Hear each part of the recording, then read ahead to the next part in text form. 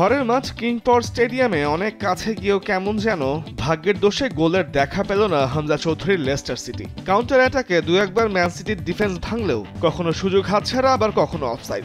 উল্টো 21 মিনিটে dead dog ভাঙেন man সিটির উইঙ্গার সেভিনিও।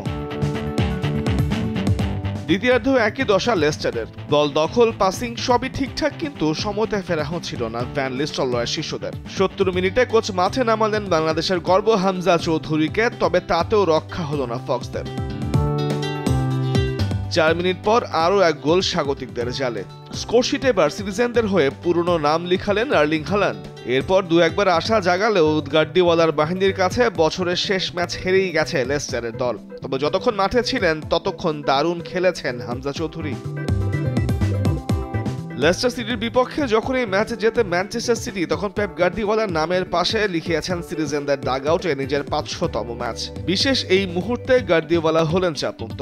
দলের পারফরমেন্সের গ্রাফ দিনকে দিন যখন নিচের পথ ধরছে, ঠিক তখনই হাফ ছেড়ে বাঁচা এক জয় পেলেন তিনি। তাতে সমালোচনার তীর যেন খানিকটা সামলালেন গার্দিওয়ালা। তবে স্প্যানিয়ার জানিয়ে দিয়েছেন হাল ছাড়ার পাত্র তিনি নন, সিটিকে পুরনো রূপে ফেরাতে চালিয়ে যাবেন যুদ্ধ। যদিও চলতি মৌসুমে যে আবারও ঘুরে দাঁড়িয়ে শিরোপা লড়ে দাঁড়াবেন এই বিশ্বাসটা হয়তো এখন আর নেই। তাই তো এবার আসলে ট্রফির পথে নেই তারা বলে জানিয়ে দিয়েছেন এই কোচ ম্যাচ শেষে। এবার লড়াইটা নিজেদের অক্ষ পথে ফেরবার।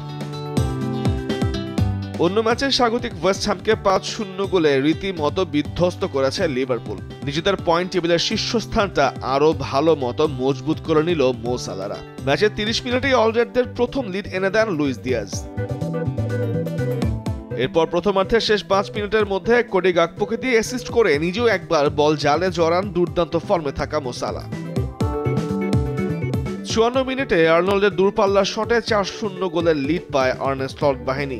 আর শেষ দিকে সালার অ্যাসিস্টে হ্যামারদের কফিনের শেষ পেরেকটি দেন বদলি হিসেবে মাঠে নামা দিয়াগো জটা। তামিমুর রহমান, স্পোর্টস ডেস্ক, দেশ টিভি।